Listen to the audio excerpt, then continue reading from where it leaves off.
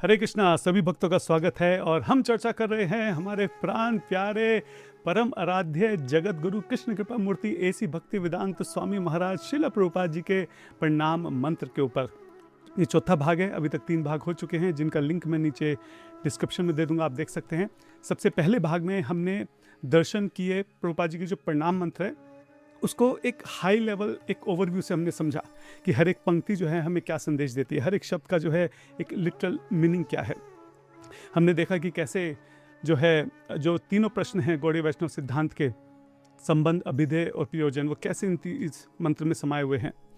फिर हमने दूसरे भाग में देखा कि नमः जो शब्द है, पहला जो शब्द है इस मंत्र का, उसका विस्तार से उसके ऊपर हमने चर्चा करी कि नमः का अर्थ है समर्पण, शरणागति, मन में भाव लाना कि मेरा कुछ भी नहीं है, सब कुछ जो है मेरे परम आराध्य गुरुदेव का है, श्रील प्रभुपाद जी का है। उसके बाद हमने चर्चा करी ओम शब्द के ऊपर, जो दूसरा शब्द है, और हमने चर्चा करी कि कैसे ओम शब्द जो है वो कोई निर्गुण, निराकार, निर्विशेष, कोई नीरस ध्वनि नहीं है बल्कि स्वयं भगवान श्री कृष्ण की बांसुरी की धुन है जो इस भौतिक संसार में आकर अपना एक वैदिक स्वरूप ले लेती है। हमने देखा कि कैसे श्रील प्रभुपाद जी के जो ग्रंथ हैं, जो उनकी वाणी है, वो भी उस भगवान श्री कृष्ण की बांसुरी का ही एक स्वरूप है और भी हमने काफ़ी इसके ऊपर विशेष चर्चा की कि ओम जो है अ उ म 3 अक्षरों से मिलकर बना है और जीवा गोस्वामी ने उसके ऊपर कितनी ज़बरदस्त जो है उसके ऊपर टीका करा है कि कैसे उसमें जो श्रील प्रभुपाद जी हैं वो एक मैच मेकर की तरह हैं जो जीव को भगवान श्री कृष्ण से मिला देते हैं। और इसके ऊपर हमने काफ़ी श्रील प्रभुपाद जी की लीलाएं भी देखी और विस्तार से चर्चा करी। आज हम जो है इस मंत्र का जो तीसरा शब्द है विष्णु पदाया, उसके ऊपर हम लोग चर्चा करने वाले हैं, विस्तार से चर्चा करेंगे, पूरी तरह से श्रील प्रभुपाद जी के चरणों का आश्रय लेकर उनसे आशीर्वाद लेकर जो है इसमें प्रवेश करते हैं। नमो विष्णुपादाय कृष्ण पृष्ठाय भूतले श्रीमती भक्ति वेदांत स्वामी इति नामिने नमस्ते सारस्वती देवे गौरवाणी प्रचारिणे निर्विशेष शून्यवादी पाश्चात्य देशतारिणे। हरे कृष्ण कृष्ण कृष्ण हरे हरे, हरे राम राम राम हरे हरे।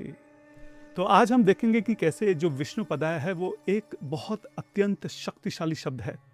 आज इसके भीतर छुपे हुए जो वात्सल्य है, जो सुरक्षा है, उसके दर्शन हम करेंगे तो विष्णु का कई सारे अर्थ होते हैं विष्णु के, उसमें से एक अर्थ होता है सस्टेन करना, पालन करना। असल में जो विष्णु है वो विष धातु से मिलकर बना है। विष का अर्थ होता है प्रवेश करना, कि विष्णु जो है वो कैसे हर एक कर्ण में, हर एक जीव के अंदर प्रवेश करते हैं। कृष्ण बोलते हैं भगवद गीता में, ईश्वरम सर्वभूतानाम हृदय देशे अर्जुन तिष्ठति। जो ईश्वर है वो हर एक जीव के हृदय में विराजमान है। तो भगवान विष्णु जो हैं वो हर एक जीव के हृदय में विराजमान होकर उसका पालन करते हैं, उसकी सुरक्षा करते हैं। तो इसी तरह जो हमारे श्रील प्रभुपाद जी हैं वो हम सबके भक्ति के जीवन में प्रवेश है उनका, और प्रवेश कर कर वही इसका पालन कर रहे हैं, वही इसकी रक्षा कर रहे हैं। इसके ऊपर हम विस्तार से चर्चा करेंगे, लेकिन उससे पहले एक प्रश्न उठता है कि भाई हम तो गौड़िया वैष्णव परंपरा में हैं, हम तो ब्रज के जो श्याम सुंदर हैं उसके भक्त हैं, तो यहाँ पे विष्णु पदाय क्यों है? यहाँ पे कृष्णा पृष्ठाय भी तो हो सकता था इसके पीछे एक बहुत गहरा अर्थ है। कृष्ण का अर्थ होता है माधुर्य, है एकदम अत्यंत अंतरंग प्रेम और रस और जो विष्णु हैं उनका अर्थ होता है ऐश्वर्य, शक्ति, सुरक्षा, पालन पोषण। तो भक्ति का जो हमारा स्तर है उसमें हमको पालन पोषण की आवश्यकता है, सुरक्षा की आवश्यकता है। इसको एक बहुत आसान से उदाहरण से समझते हैं। मान लीजिए एक कोई नया छोटा सा कोमल सा पौधा है, वो मीठे फल तो बहुत बाद में देगा, लेकिन अभी उस पौधे को जो है सुरक्षा की आवश्यकता है, उसके चारों तरफ एक बाड़ बनाने की आवश्यकता है ताकि उसको जंगल के जंगली जानवरों से बचाया जा सके, ताकि उसको आंधी तूफान से जो है बचाया जा सके। बिल्कुल ठीक इसी तरीके से जो हमारी भक्ति है वो बहुत कोमल है, बहुत शुरुआती स्तर पर है, उसको सुरक्षा की, उसको पालन की आवश्यकता है, ताकि ये माया रूपी जो जंगल है, यहाँ पे जो अलग अलग नास्तिकवादी सिद्धांत हैं, ऐसे जंगली जानवर से इसको बचाया जा सके। माया रूपी जो तूफान है, इंद्रिय तृप्ति रूपी जो तूफान है, उसकी जो लहर उठती है, इन सब से उसको बचाया जा सके, इसकी रक्षा करी जा सके। तो हमको एक ऐसे पिता की आवश्यकता है, एक ऐसे रक्षक की आवश्यकता है जो इस कमज़ोर भक्ति का पालन पोषण कर सके, जो हमको माया के थपेड़ों से बचा सके, जो हमारे आध्यात्मिक जीवन को संभाल सके, मेंटेन कर सके, सस्टेन कर सके, इसका पालन पोषण कर सके।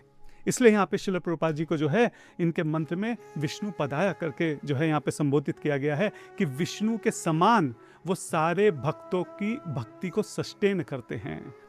इसी के संदर्भ में श्रील प्रभुपाद जी की एक बहुत सुंदर लीला आती है। इसको परम पूज्य राधानाथ स्वामी महाराज जी बता रहे हैं रिमेंबरिंग श्रील प्रभुपाद में। ये बात है अमेरिका की, न्यूयॉर्क की, न्यू वृंदावन की। जन्माष्टमी का समय था और वहाँ पे श्री श्री राधा वृंदावन चंद्र के बहुत ही सुंदर दिव्य विग्रहों की स्थापना होने वाली थी। मंदिर की कंस्ट्रक्शन अभी चल ही रही थी और जन्माष्टमी में स्वयं श्रील प्रभुपाद जी जो हैं इनके दर्शन के लिए आने वाले थे। और सारे भक्त जो हैं पूरा दिन रात एक करके पागलों की तरह वहाँ पे लगे पड़े थे कि किसी तरह से जब श्रील प्रभुपाद जी यहाँ आए तो मंदिर का कार्य पूरा हो चुका हो, विग्रहों की अच्छे से स्थापना हो चुकी हो और प्रभुपाद जी जो हैं उनके अच्छे से दर्शन कर सकें। काम बहुत मुश्किल था, बहुत सारा काम बचा हुआ था, भक्त कम थे, फिर भी सबके अंदर बहुत उत्साह था और दिन रात पूरा लग के किसी तरह से वो कार्य को ख़त्म करने का वहाँ पे प्रयास कर रहे थे। आप समझिए कि स्थिति ऐसी थी, जब बाद में श्रील प्रभुपाद जी आते हैं तो दीवारों पे अभी पेंट हुआ था, दीवारों को पेंट तक गीला था। जिस मुख्य दरवाजे से द्वार से श्रील प्रभुपाद जी अंदर आ रहे थे उसके पीछे से भक्त जो है जल्दी जल्दी कोई पेंट की बाल्टी जो है वो छुपा रहा है, कोई जो सीढ़ी छुपा रहा है, कोई इधर उधर सामान को रख रहा है कि प्रभुपाद जी की नज़र ना पड़े। भक्तों को अंदर से लग रहा है कहीं प्रभुपाद जी किसी दीवार पे हाथ ना रख दें क्योंकि पेंट अभी गीला है। लेकिन जैसे ही श्रील प्रभुपाद जी जो है बहुत ही सुंदर मनमोहक श्री श्री राधा वृंदावन चंद्र के दर्शन करते हैं, वो इतने प्रसन्न हो जाते हैं कि उनकी आंखों से आंसू बहने लगते हैं। और वो क्या कहते हैं, वो कहते हैं कि भक्तों को कहते हैं कि आपके श्री श्री राधा वृंदावन चंद्र बहुत ज़्यादा सुंदर हैं, वो आपके हृदय को चुराने के लिए यहाँ पे एक अमेरिकन युवक और युवती के रूप में प्रकट हुए हैं। जैसे श्रील प्रभुपाद जी ये कहते हैं सारे भक्तों को लगता है उनकी सारी मेहनत सफल हो गई है, उनकी सारी थकान मिट जाती है, सब लोग प्रेम से झूमने लगते हैं वहाँ पे। अब क्या है कि यहाँ तो प्रभुपाद जी ने सबको बहुत इंस्पायर किया, सबकी बहुत तारीफ की, प्रभुपाद जी को भी बहुत प्रसन्नता हुई कि इतने सुंदर विग्रह, इतना अच्छा मंदिर, सब कुछ एकदम। लेकिन प्रभुपाद जी जो हैं अपनी दूर की दिव्य दृष्टि से देख पा रहे थे कि मंदिर के केवल जो बाहरी रूप से सेवा चल रही है, बहुत अच्छा मंदिर बन रहा है, बहुत भव्य है, हाँ, बहुत अच्छी यहाँ पे सेवा सब चल रही है, लेकिन अगर इसको भक्तों की भक्ति को अगर पोषण नहीं मिला तो ये बहुत दिनों तक, बहुत समय तक चल नहीं पाएगी। ये जो बहुत सुंदर एक पेड़ यहाँ पे बना है भक्ति का, इस मंदिर रूपी के इन सेवाओं का, ये सूख जाएगा। तो श्रील प्रभुपाद जी जो हैं बहुत गंभीर हो जाते हैं और सभी भक्तों को यहाँ पर संदेश देते हैं। बहुत मुख्य बात है, क्या कहते हैं, वो कहते हैं कि आप सब लोगों को सावधान रहने की आवश्यकता है, हाँ, और इस बात को समझने की आवश्यकता है कि भक्ति के दो अलग अलग मार्ग हैं। एक है पंचरात्रि की विधि, यानी कि जो मंदिर में सुंदर विग्रह हैं, भगवान हैं, उनके बहुत सुंदर तरीके से उनका श्रृंगार करना, उनकी पूजा करना, उनकी अर्चना करना।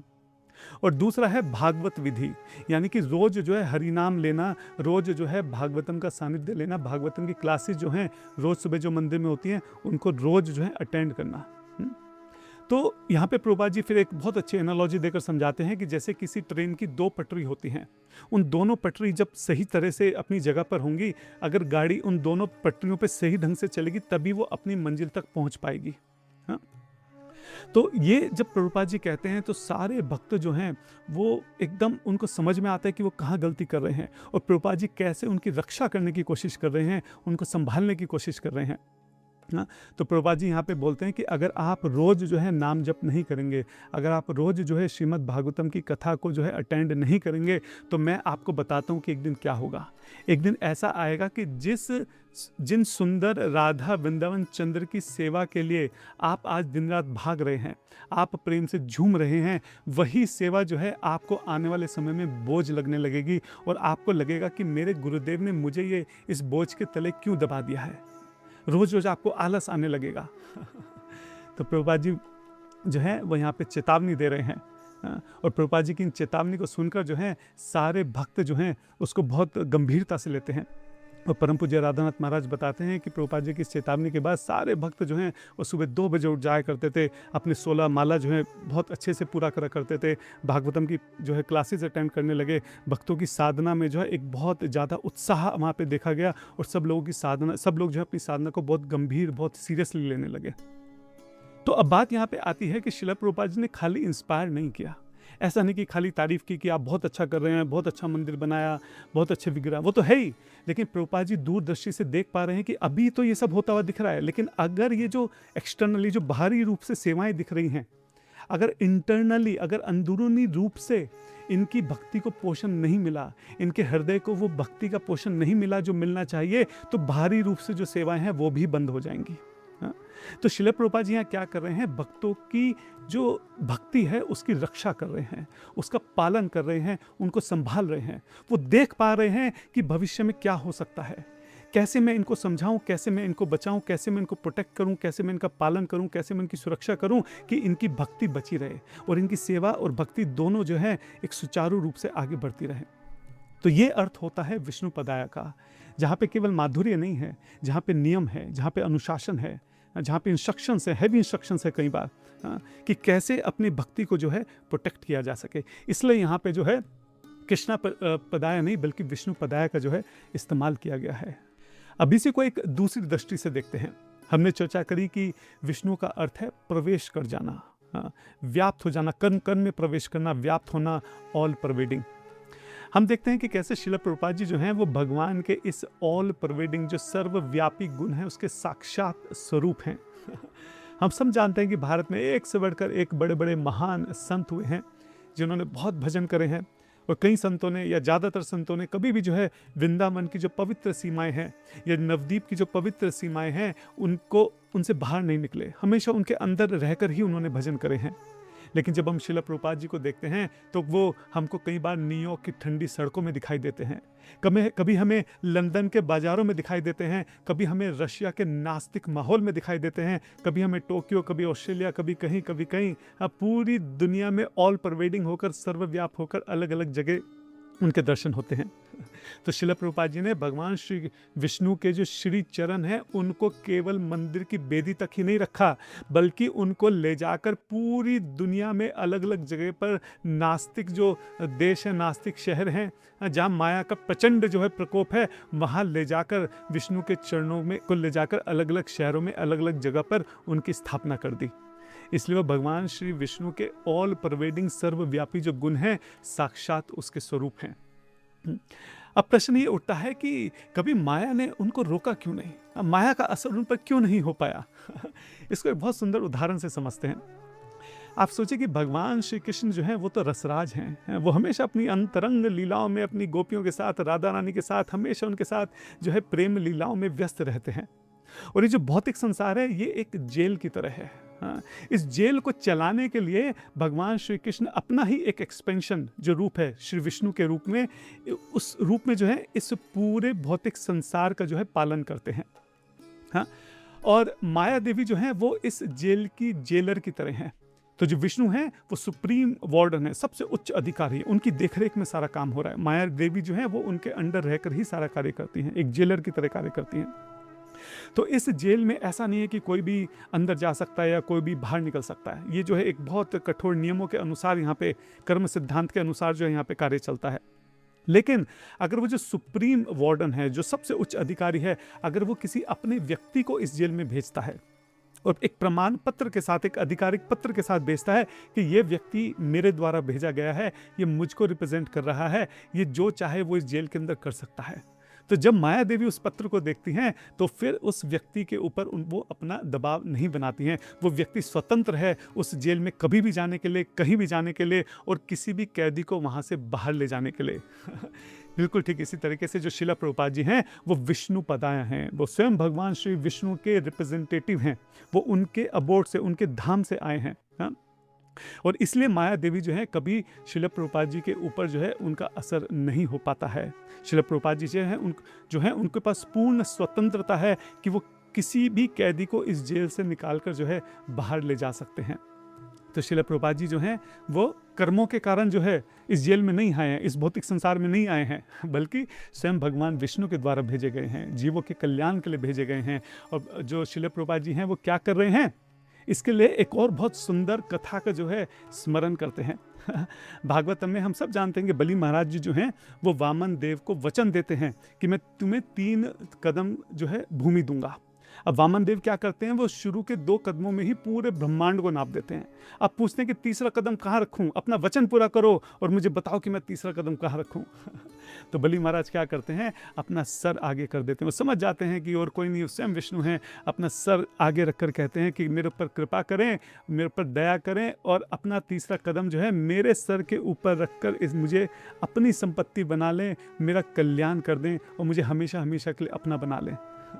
तो शिला प्रभुपाद जी क्या कर रहे हैं, शिला प्रभुपाद जी जो हैं वो भगवान विष्णु के इन वामन देव के जो तीसरा कदम है इसके स्वरूप हैं।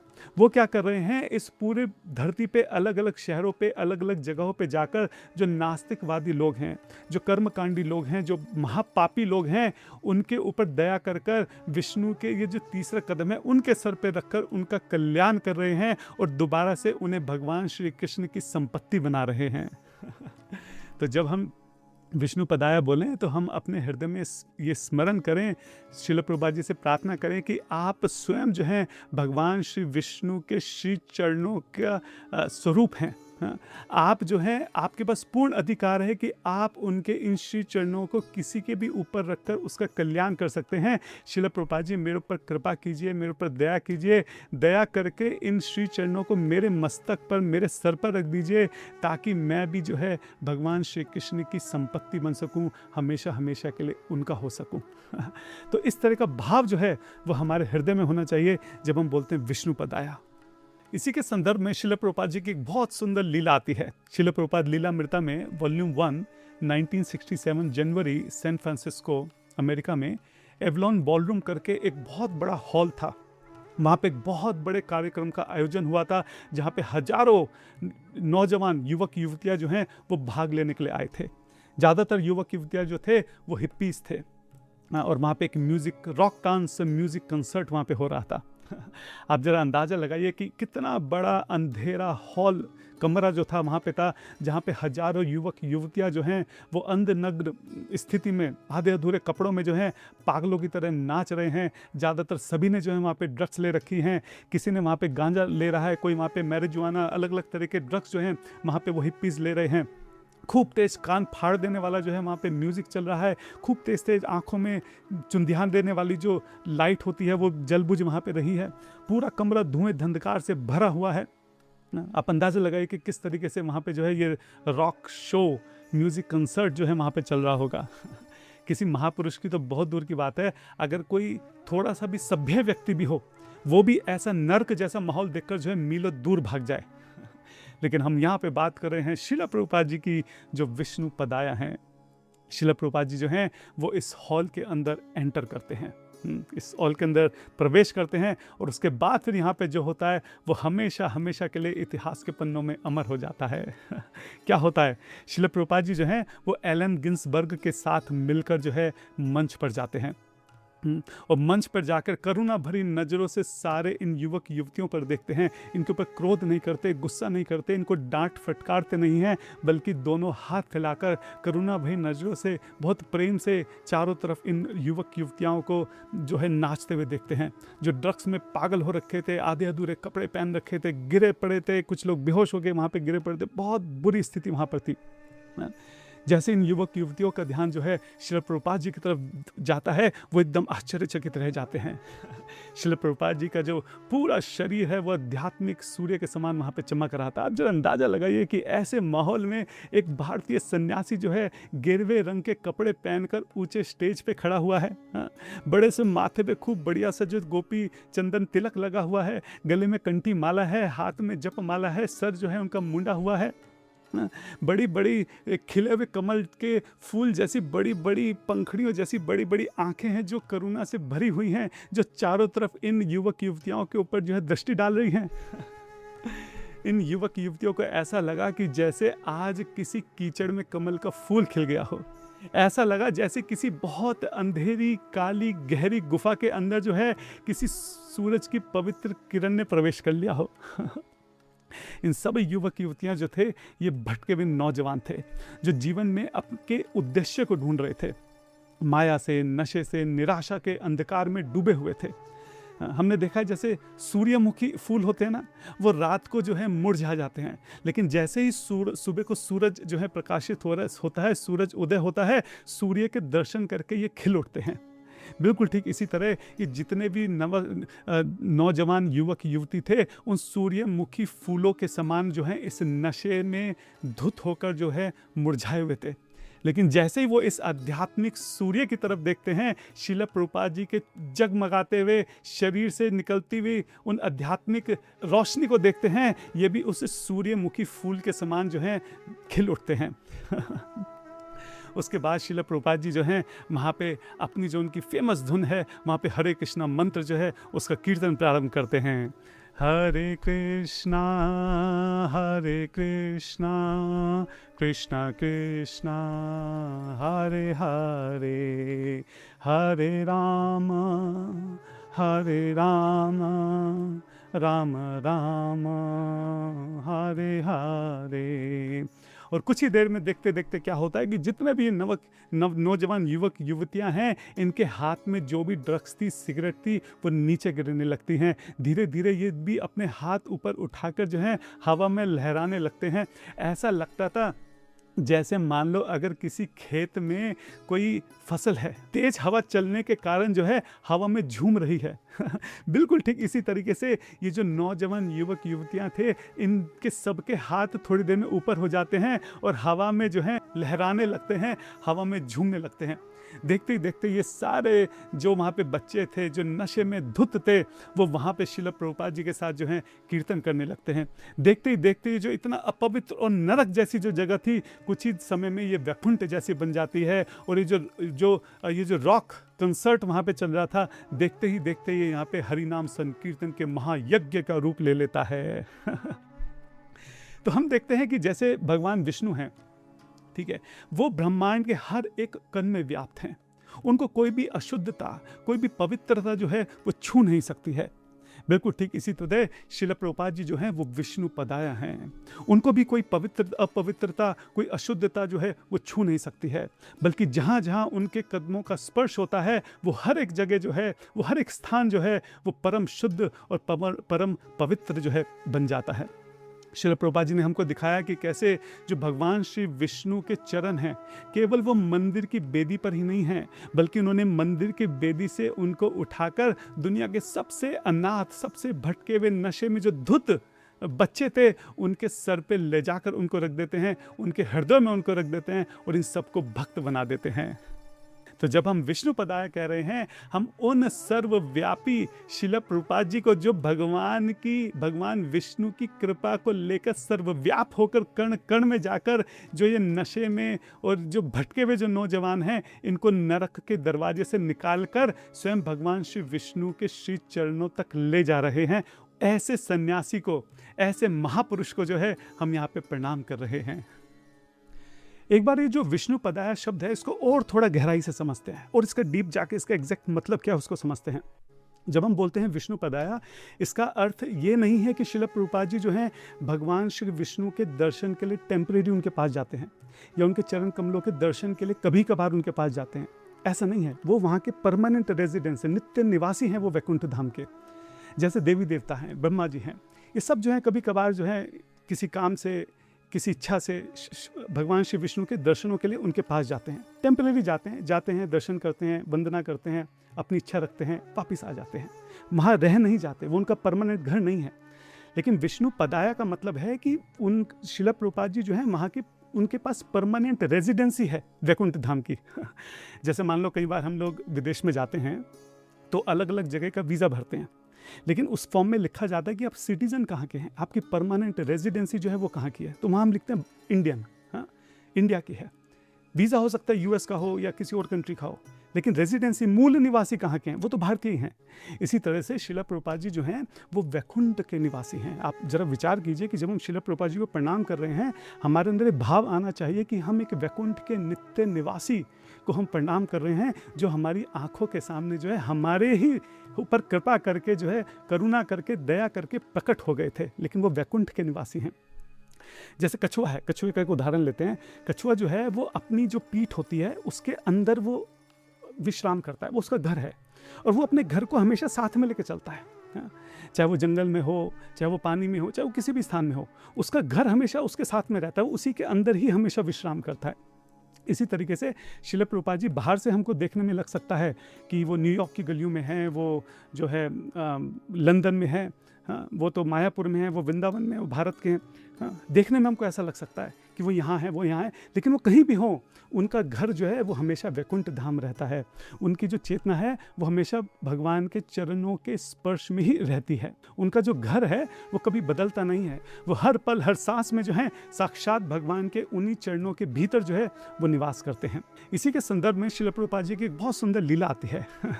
शिला Prabhupada Lilamrita volume 2 chapter 48 at home in India. ये बात है मिड 1970s की। प्रभुपाद जी उस वक्त भारत में थे, तो एक शिष्य जो है प्रभुपाद जी से पूछता है कि प्रभुपाद जी आप पूरी दुनिया में घूमते हैं, अलग अलग देशों में जाते हैं, कितनी भाग दौड़ करते हैं, लेकिन जब आप भारत आते हैं तो आपको बहुत सुकून मिलता होगा, आपको बड़ा अच्छा लगता होगा, आपको लगता होगा कि चलो आखिरकार मैं अपने घर आ गया। तो अब शिला प्रभुपाद जी इसका ऐसा जवाब देते हैं कि जो शिष्य है, इसका जो भी ये संसारिक भ्रम है, जो प्रभुपाद जी को एक संसारिक व्यक्ति के रूप में देख रहा था, सारा भ्रम जो उनका टूट जाता है। कई बार लोग कहते हैं अरे प्रभुपाद जी भारतीय सन्यासी। ठीक है, भारतीय सन्यासी हम एक दृष्टि से कह सकते हैं समझाने के लिए, लेकिन शिला प्रभुपाद भारतीय निवासी नहीं है, वो वैकुंठ के निवासी हैं। खैर, तो अभी इस लीला में जो शिष्य है वो कहता है कि आपको भारत में आके जो है बड़ा सुकून मिलता होगा, बड़ा अच्छा लगता होगा, आपको लगता होगा कि चलो आखिरकार मैं अपने घर आ गया। शिला प्रभुपाद उसकी आंखों में देखते हैं और क्या कहते हैं, मेरा केवल एक ही घर है, वह है मेरे कृष्ण के चरण कमल। एकदम क्लियर प्रभुपाद यहाँ पे कहते हैं कि उनका केवल एक ही घर है। क्या घर है उनका? कि भगवान श्री कृष्ण के, भगवान विष्णु के जो चरण कमल हैं वही केवल उनका एकमात्र घर है। तो शिला प्रभुपाद जी की केवल एक ही पहचान है कि वो भगवान श्री कृष्ण के सेवक हैं और भगवान श्री कृष्ण के चरण कमल जो हैं वही उनका एकमात्र घर है, परमानेंट रेजिडेंस है। इससे पहले आज की कथा को हम विराम दें, एक बिंदु के ऊपर और मैं यहाँ पे चर्चा करना चाहता हूँ कि कैसे कृष्णा पृष्ठाया से पहले विष्णु पदाया जो है उसको लगाकर इस मंत्र ने इस पूरी परंपरा को एक बहुत बड़ी बीमारी से बचा लिया। क्या है वो बीमारी? वो बीमारी है सहजियापन। सहजियापन का क्या मतलब होता है? सहजियापन होता है कि बहुत सहज तरीके से भक्ति को ले लेना, कोई नियम पालन नहीं है, कोई अनुशासन नहीं है, माला कभी हुई नहीं हुई, अभी भी भौतिक इच्छाएं जो हैं वो बनी हुई हैं, अभी भी संसार को भोगने की इच्छा मन में है, अभी भी पाप कर्म जो हैं वो रुक नहीं पा रहे हैं, लेकिन बाहर से ऐसा दिखा रहे हैं कि जैसे कृष्ण के प्रेम में पागल हैं। बाहर से व्यास आसन में बैठती आंखें जो हैं आंसुओं से भर जाती हैं। व्यास आसन में बैठते ही जो हैं सीधा भगवान के अंतरंग जो प्रेम भरी लीलाएँ हैं, रास लीलाएँ हैं, केवल उनके ऊपर चर्चा होती है, लेकिन अंदर हृदय में जो है अभी भी पाप वृत्ति बनी हुई है। इसको बोलते हैं सहजियापन। तो यहाँ पे जो है कृष्णा पृष्ठाया भगवान की अंतरंग लीलाओं पे चर्चा करने से पहले इस बात का संकेत है कि हमको विष्णु पदाया के ऊपर ध्यान देना होगा, यानी हमें नियमों का, अनुशासन का पालन करना होगा। जो 4 नियमों की भट्टी प्रभुपाद जी ने बनाई है उस भट्टी से होकर हमें गुजरना होगा। कम से कम जो 16 नियम का प्रभुपाद जी ने नियम बनाया है कि 16 माला करनी है, कम से कम उससे होकर हमको गुजरना होगा। अगर हम उससे होकर गुजरते हैं तब हम कृष्णा पृष्ठाया यानी कि भगवान के मधुर प्रेम को समझने के लायक बनते हैं। और ये कोई छोटी मोटी प्रॉब्लम नहीं है, ये मैंने खुद इस चीज़ का बहुत एक्सपीरियंस करा है, शायद आप सब लोगों ने भी किया हो। ये भारत में स्पेशली बहुत कॉमन है। भारत में लोगों को जो है ऐसे ही लोगों को लगता है, किसी को जो है भगवान कृष्ण की जो है बांसुरी सुनाई दे रही है, किसी को उनकी पंजेब की आवाज़ सुनाई दे रही है, किसी को लग रहा है कि भगवान उनके पीछे पीछे भाग रहे हैं, किसी को उनकी मुरली की आवाज़ सुनाई दे रही है। मतलब जो इतने विरक्त भक्त हैं, इतने बड़े बड़े साधु संत हैं, इतने बड़े घोष्ठानंदी हैं, भजनानंदी हैं, जो 50-50, 70-70 साल से भजन कर रहे हैं, कठोर भजन तपस्या कर रहे हैं, वो इस बात का दावा नहीं करते कि उनको भगवान श्री कृष्ण की बांसुरी सुनाई दे रही है। वो कहते हैं कि वो इस लायक ही नहीं है कि वो भगवान के दर्शन कर सकें, उनका ऐसा कहना है। और यहाँ पे हम देखेंगे कुछ सहजिया लोग हैं जिनका कहना है कि उनको भगवान की बांसुरी सुनाई दे रही है। क्या नियमों का पालन किया? कुछ नहीं। क्या अनुशासन है? कुछ नहीं। क्या साधना है? कुछ नहीं। कितनी माला करते हो? कुछ नहीं। माला के नाम पे तो कहते हैं कि हमारे मन मन में माला चलती है, मन में चलती है, लेकिन होठों पे कभी नहीं आ पाती। बड़े आश्चर्य की बात है। तो इसको कहते हैं सहजियापन। और ये खाली आम लोगों की बात नहीं है। मैंने तो यहाँ तक बड़े बड़े कथावाचकों तक को देखा है कि व्यासासन में बैठ के खूब बड़ी बड़ी कृष्ण की लीलाएं चल रही हैं, हाँ? लेकिन वही जो है क्रिकेट खेल रहे हैं, फुटबॉल का मैच देखने जा रहे हैं, हाँ? व्यासासन में बैठ के बड़े बड़े आंसू निकल रहे हैं। और इंटरव्यू में उनसे पूछा तो बता रहे हैं कि जो लेटेस्ट फ़ोन है वो उनको बहुत पसंद है। कोई भी जो लेटेस्ट फ़ोन आता है सबसे पहले उनको वो चाहिए होता है। तो ये स्थिति है। तो बात मैं ये बोलना चाह रहा हूँ कि ये बहुत गंभीर स्थिति है, बहुत इसकी जड़ें जो हैं वो बहुत गहरी हैं, इसलिए इसके ऊपर चर्चा करनी ज़रूरी है। खुद को हमें समझना ज़रूरी है कि सहजपन ना तो हमारे अंदर आ पाए और ना ही हम किसी के छलावे में जो है, किसी के छल में हम फंस जाएं जो कि सहजिया हो। हाँ। और इसके बिल्कुल ठीक विपरीत अगर हम किसी सच्चे साधु के जीवन पर नज़र डालें तो आप देखेंगे कि बाहर से तो बहुत नियम, बहुत अनुशासन, बहुत मर्यादा, लेकिन अंदर से भीतर ही भीतर वो कृष्ण के प्रेम में डूबे हुए होते हैं।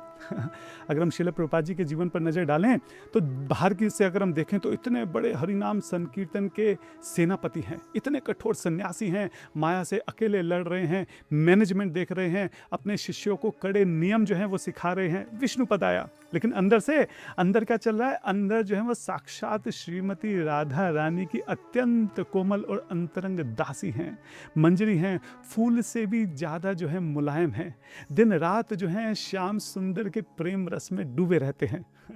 तो ऊपर से कठोर हैं लेकिन अंदर से नरम, जैसे नारियल होता है, नारियल ऊपर से कठोर होता है। क्यों? क्योंकि ऊपर से कठोर है तभी नारियल अंदर के मीठे जल को और जो गिरी है उसका संरक्षण कर पाता है। तो जब हम गुरु के दर्शन करते हैं, जब हम श्रील प्रभुपाद जी से मिलते हैं तो सबसे पहले उनका जो विष्णु पदाया रूप है उससे हम टकराते हैं। 4 नियम हमारे सामने आते हैं कि मांस खाना बंद करना होगा, नशा छोड़ना होगा, व्यभिचार जो है नहीं करना होगा, जुआ नहीं खेलना होगा। विष्णु पदाया बिल्कुल अनुशासन से, नियम से जो है चलना होगा। और धीरे धीरे जब हमारा अहंकार खत्म हो जाता है, जब हमारे पाप कर्म छूट जाते हैं, जब थोड़ा शुद्धिकरण हो जाता है, तब जो है श्रील प्रभुपाद जी हमारे ऊपर कृपा दिखाकर अपने हृदय का जो असली अंतरंग दरवाजा है, भगवान श्री कृष्ण का प्रेम रस है, वो जो है अपने भक्तों के लिए, अपने शिष्यों के लिए खोलते हैं। अंदर से वो कितने कोमल हैं। एक बहुत अच्छी लीला है यहाँ पर आती है, रिमेंबरिंग श्रील प्रभुपाद में मैं सुन रहा था, सुदामा प्रभु जी हैं, वो शेयर करते हैं अपना एक्सपीरियंस, अपना अनुभव श्रील प्रभुपाद जी के साथ। ये बात है 1971 की, टोक्यो की, जापान की। ठीक है, इस बहुत सुंदर लीला, इसमें हम देखेंगे कि कैसे श्रील प्रभुपाद ऊपर से कितने कठोर हैं और अंदर से कितने नर्म हैं। तो ये बात है 1971 की। वहाँ पे उस वक्त श्रील प्रभुपाद जी की व्यास पूजा होनी थी। श्रील प्रभुपाद जी आते हैं तो वहाँ पे जो ये सुदामा प्रभु जी हैं, ये व्यास पूजा का पूरा जो मैनेजमेंट है, तैयारी है, वो देख रहे थे। प्रभुपाद जी आते हैं और देखते हैं कि यहाँ तो कुछ भी ठीक से नहीं हो रहा है, कोई भी ढंग से अरेंजमेंट नहीं है। और बात प्रभुपाद जी की नहीं है, बात यह है कि श्रील प्रभुपाद जी उस वक्त जो है पूरी गुरु परंपरा का प्रतिनिधि कर रहे थे, तो ये पूरी गुरु परंपरा का अपमान है। तो इस विचार से प्रभुपाद जी को जो है वहाँ पे बहुत क्रोध आ जाता है और श्रील प्रभुपाद एकदम शेर की तरह वहाँ पे दहाड़ते हैं। सुदामा प्रभु को कमरे में बुलाते हैं और 2 घंटे तक, सोचिए 2 घंटे, कोई अगर 5-10 मिनट भी डांटे तो हालत ख़राब हो जाती है, 2 घंटे तक वो सुदामा प्रभु को बहुत अच्छे से डांटते हैं। सुदामा प्रभु ऐसे थर थर काटने लगते हैं, उनको बहुत दुख होता है कि किस तरह से उनसे कितना बड़ा अपराध हो गया है, श्रील प्रभुपाद जी को इतना दुख उन्होंने पहुँचाया, क्यों उन्होंने चीज़ें ठीक से नहीं की। हाँ, और बहुत दुख में वो बिल्कुल वहाँ झरझर करके उनके आंसू बहने लगते हैं, रोने लगते हैं, रोते रोते वो वहाँ से, प्रभुपाद जी उनको भेज देते हैं, रोते रोते वहाँ से चले जाते हैं। अब बाद में आप देखिए श्रील प्रभुपाद जी जो हैं फिर से सुदामा प्रभु जी के कमरे में जाते हैं और बिल्कुल प्रेम से उनके पास बैठते हैं, बहुत प्रेम से उनके सर पे हाथ रखते हैं और फिर उनको समझाते हैं कि मेरे पुत्र, आप समझो कि ये कितना गंभीर विषय है। यहाँ पे आप जो है पूरी गुरु परंपरा के क्योंकि अरेंजमेंट ठीक से नहीं था, इससे पूरी गुरु परंपरा का अपमान होता, हम कितने बड़े पाप के भागीदार बनते। जो सुदामा प्रभु में श्रील प्रभुपाद जी के चरणों में गिरते हैं, माफ़ी मांगते हैं, फिर श्रील प्रभुपाद वहाँ पे आराम से कई घंटे बैठ के पूरी प्रक्रिया को बहुत ध्यान से, एक एक चीज़ को बहुत डिटेल में जो है सुदामा प्रभु को समझाते हैं। तो आप समझिए कि ये श्रील प्रभुपाद जी के 2 रूप हैं। पहला कठोर रूप है कि बिल्कुल 2 घंटे तक ऐसी डांट लगाई कि सामने वाला एकदम थर थर कांपने लगा, लेकिन वही जो है बाद में एक पिता की तरह, एक कमल की पंखड़ी के फूल की तरह जो है इतने कोमल हो जाते हैं और कितने प्रेम से जो है अपने शिष्य को प्यार से बैठकर सुनाते हैं। एक बड़ा अच्छा श्लोक आता है यहाँ पे, व्रजादपि कठोरानी, जो भक्त का हृदय है ना, जो भक्त है ना, वो व्रज के समान कठोर होता है। मृदूनी कुसुमादपि, और कुसुम के पुष्प के समान जो है कोमल भी होता है। तो यहाँ पे प्रभुपाद जी अपने व्यक्तित्व में दिखा रहे हैं कि वज्र के समान जब जरूरत पड़ती है, जब नियमों की जरूरत पड़ती है तो वज्र के समान कठोर हैं। लेकिन वही श्रील प्रभुपाद जी जो हैं, उनका हृदय जो है वो कुसुम के फूल के समान कोमल भी है। और ये बहुत ज़रूरी है। अगर आप सोचिए, श्रील प्रभुपाद जी जो है वहाँ पे बात को ऐसे ही हंस के टाल देते कि चलो कोई बात नहीं, हो जाता है, तुमने कोशिश तो करी। तो आप सोचिए आने वाले समय में ये एक स्टैंडर्ड बन जाता कि कहीं भी कुछ भी कमी है तो चलो कोई बात नहीं, क्या फ़र्क पड़ता है, भाव की तो बात है, भगवान तो भाव ही देखते हैं, और भाव के नाम पे फिर आप जानते हैं क्या होता। तो ज़रूरी है कि वहाँ पे एक स्टैंडर्ड सेट करना, वहाँ पे नियम रखना, ये जो लापरवाही भविष्य में ना हो पाए। इसलिए प्रभुपाद जी ने वहाँ पे अपना कठोर रूप दिखाया। लेकिन उन्हीं श्रील प्रभुपाद जी ने बाद में अपना कोमल के समान जो है, कुसुम के समान, कुसुम के पुष्प के समान जो कोमल हृदय है वो वहाँ पे दिखाया। तो हमारे अहंकार को तोड़ने के लिए, हमारी गलतियों को सही करने के लिए श्रील प्रभुपाद जी जो हैं वो विष्णु पदाया जैसे कठोर बन जाते हैं। और वही जो है हमारे हृदय को जोड़ने के लिए कृष्ण पृष्ठाया जैसे वात्सल्य प्रेम के भाव से भर जाते हैं। तो आज हमने विष्णु पदाया के ऊपर काफ़ी विस्तार से चर्चा करी, और कल अब हम जो है अगला जो शब्द है कृष्ण पृष्ठाया, उसके ऊपर चर्चा करेंगे। कृष्ण पृष्ठाया बहुत सुंदर, बहुत रसिक शब्द है। पृष्ठाया जो है, आप समझिए 3 इसके अलग अलग क्या बोलना चाहिए लेटर स्टेजेस हैं। पहला होता है प्रिया।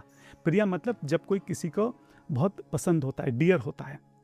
उसके बाद आता है प्रियान, यानी कि मोर डियर, बहुत ज़्यादा प्रिय होता है। फिर आता है प्रेष्ठा, यानी कि द मोस्ट डियरेस्ट, सबसे ज़्यादा अत्यंत प्रिय अगर कोई होता है। तो यहाँ पे जो वर्ड, यहाँ पे जो शब्द इस्तेमाल हुआ है वो है कृष्ण पृष्ठा, यानी कि भगवान श्री कृष्ण के अत्यंत प्रिय, अत्यंत अंतरंग भक्त हैं श्रील प्रभुपाद। तो इसके ऊपर हम बहुत विशेष, बहुत विस्तार से जो है कल चर्चा करेंगे कृष्ण पृष्ठाया के ऊपर। आज की कथा को यहीं पे विराम करते हैं। वाञ्छकल्पतरुभ्यश्च कृपा सिंधु भैवच पतितनाम पावनेभ्यो वैष्णवेभ्यो नमो नमः। श्रील प्रभुपाद की जय, गौर भक्तविंद की जय। हरे कृष्णा।